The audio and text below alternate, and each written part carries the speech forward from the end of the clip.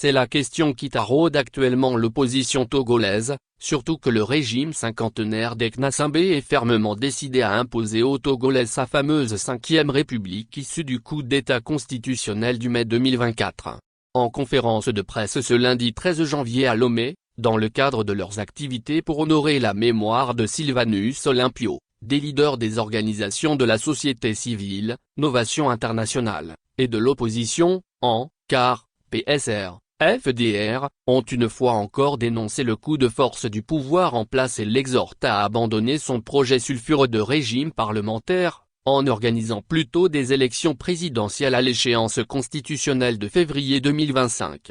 Aujourd'hui un tournant majeur se profile pour notre pays. Le 20 février 2025, prendra fin le 4e mandat présidentiel de M. Faure Gnassingbé, au pouvoir depuis 2 décennies. En conséquence et conformément aux dispositions de la Constitution de la 4e République, que le peuple togolais s'est librement et souverainement donné, l'élection présidentielle en vue du choix par le peuple souverain, d'un nouveau président de la République doit être diligemment organisée, peut-on lire dans la déclaration liminaire ayant sanctionné cette rencontre avec la presse.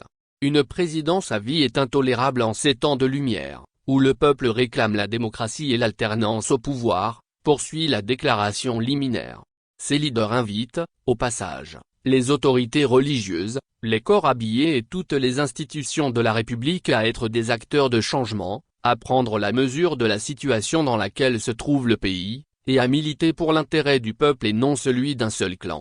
Il est temps de mettre fin à la vie chère et à l'insécurité, aux inondations à répétition et aux incendies criminels des marchés, aux carences en ressources humaines et en équipement dans les secteurs de la santé et de l'éducation. Il est temps de mettre fin au scandale des marchés publics gangrenés par la corruption. Il est temps de mettre fin aux violences policières et aux détentions arbitraires, notamment des prisonniers politiques. Il est temps de mettre fin à la caporalisation de l'administration publique et des institutions de la République. Il est temps d'informer la nation sur le drame que vivent nos concitoyens soumis en permanence aux attaques des groupes terroristes et de susciter un élan de solidarité nationale pour soulager leur peine. Il est temps d'ouvrir de réelles opportunités de promotion et de prospérité à la jeunesse et aux femmes togolaises. Il est temps d'éradiquer la pauvreté et l'extrême pauvreté des couches vulnérables. Il est temps de mettre fin aux violations systématiques des droits et libertés des citoyens. Il est temps de mettre fin à la longue errance politique au Togo, ont-ils exhorté. La jeunesse togolaise est également invitée à se relever et à s'engager pour un Togo libre et souverain.